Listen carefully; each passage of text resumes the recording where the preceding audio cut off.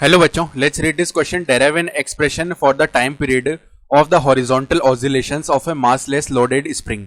तो एक massless loaded spring के हॉरिजॉन्टल ऑसिलेशंस के लिए हमें टाइम पीरियड का एक्सप्रेशन डेराइव करना है. स्टार्ट कर लेते हैं हमारे की कॉन्सेप्ट से. की कॉन्सेप्ट देखो क्या हो जाएगा. हम जानते हैं टाइम पीरियड किसके इक्वल होता है. टाइम पीरियड जिसको हम कैपिटल टी से डिनोट करते हैं, इसका फॉर्मूला होता है 2 पाई स्क्वायर रूट ऑफ, ऊपर आ जाता है डिस्प्लेसमेंट. डिस्प्लेसमेंट का ऑब्वियसली जो मैग्नीट्यूड है जिसको हम एक्स से शो करते हैं, होल अपॉन में जो हमारा एक्सेलरेशन है, एक्सेलरेशन उसका मैग्नीट्यूड जिसे हम ए से शो करते हैं. तो ये फॉर्मूला आएगा. तो पहले तो देखो, मान लो यहां से अगर हम स्ट्रक्चर बनाना चाह रहे हैं, मान लो ये इस तरीके की हमारे पास में एक स्प्रिंग आएगी जो ऐसे ग्राउंड पे रखी हुई है. ठीक है, तो ये मान लो ऐसे हमारा रूफ इस तरीके से फ्लोर आ गया ये. ठीक है, यहां पे मान लो ये ऐसे एक स्प्रिंग है जो कि देखो इस तरीके से ये हमारी स्प्रिंग है. ठीक है, तो शुरुआत में क्या बोलते हैं कि ये इक्विलिब्रियम में है. पहले केस में क्या है, ये इक्विलिब्रियम पोजीशन है. तो जब ये इक्विलिब्रियम पोजीशन है, मान लेते हैं एम मास है इसका. ठीक है, तो जब ये इक्विलिब्रियम पे है तो एफ का वैल्यू 0 आएगा, यानी इस पे कोई भी फोर्स नहीं लग रहा होगा, तब ये इक्विलिब्रियम में रह रही है. ठीक है, फिर हमने क्या किया, इसको थोड़ा सा एक्स से हमने इसको एक्सटेंड कर दिया, यानी खींच दिया थोड़ा. तो वो पोजीशन भी बना लेते हैं. तो इधर देखो क्या होगा, यहां पे देखो इस तरीके से ये स्प्रिंग तो मासलेस है. ठीक है, और ये मान लो ब्लॉक है एम मास का, हमने इसको थोड़ा सा खींच दिया, तो थोड़ा इसको दूर ले जाते हैं. तो मान लो यहां पे आ गया एम खींचने के बाद. ठीक है, पहले तो एम का पोजीशन ये था, अब एम थोड़ा सा खिंच गया है तो स्प्रिंग ऐसी थोड़ी लेंथन हो जाएगी. ठीक है, यानी इस तरीके से आ जाएगी ये स्प्रिंग. ये हमारी स्प्रिंग थोड़ी सी खिंची गई और ये एक्स डिस्प्लेसमेंट आ गया मान लो. ठीक है, तो जब ये खिंची जाएगी ना, यानी इक्विलिब्रियम हमने इसका डिस्टर्ब किया है, तो ये स्प्रिंग क्या कोशिश करेगी कि वापस इक्विलिब्रियम में आ जाऊं. तो इस तरफ एक स्प्रिंग का फोर्स लगेगा, उसको हम बोल देते हैं एफ एस. तो उसका वैल्यू क्या आएगा, क्योंकि ये इस तरफ लग रहा है ना.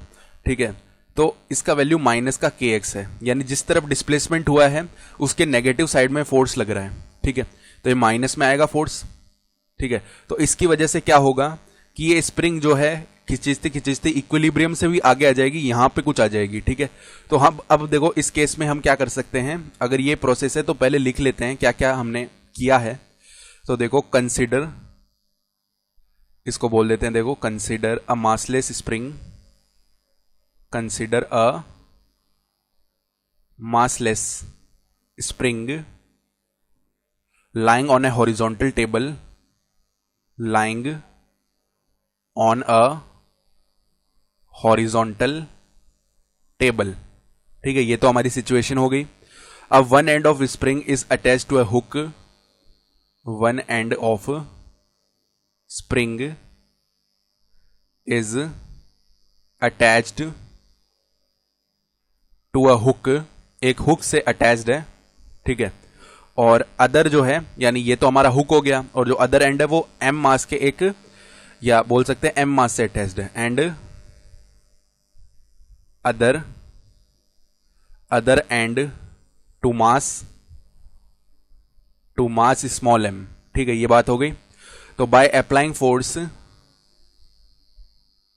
अप्लाइंग, यानी पहले तो इक्विलिब्रियम में था, फिर हमने फोर्स अप्लाई किया, तभी तो डिस्प्लेसमेंट आया ना. तो by applying force mass m is displaced through a distance x, mass m is displaced to a distance x. तो अगर एक्स हो रहा है तो इस केस में जो रीस्टोरिंग फोर्स है जिसको हम एफ एस बोल रहे हैं वो कितना आ जाएगा, माइनस का के एक्स आ जाएगा. इसको हमने इक्वेशन 1 बोल लिया है. ठीक है, अब उसके बाद में अगर ए एक्सेलरेशन है तो फोर्स का हम एक और फॉर्मूला जानते हैं, F will be equal to m ए.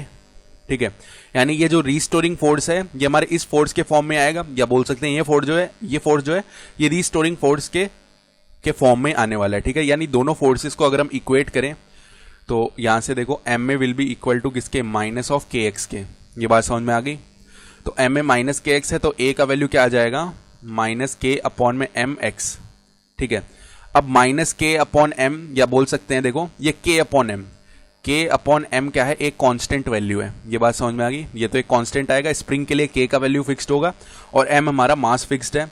इसका मतलब क्या है कि ये जो एक्सेलरेशन है ये डायरेक्टली प्रोपोर्शनल है माइनस एक्स के, ठीक है। और जब ऐसी सिचुएशन आ रही होती है कि एक्सेलरेशन डायरेक्टली प्रोपोर्शनल है किसके, माइनस ऑफ एक्स के, तो ये हमारी SHM की कंडीशन हो गई, यानी सिंपल हार्मोनिक मोशन की।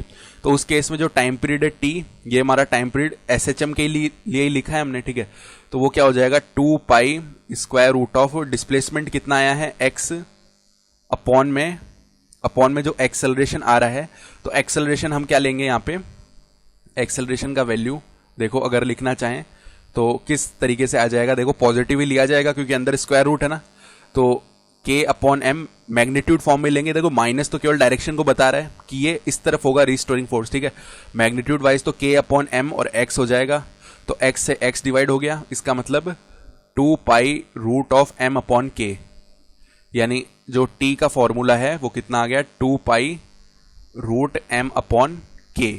ये हमारा फाइनल एक्सप्रेशन है और यही हमारा आंसर हो जाएगा इस क्वेश्चन के लिए। I hope you understood this explanation. Best of luck.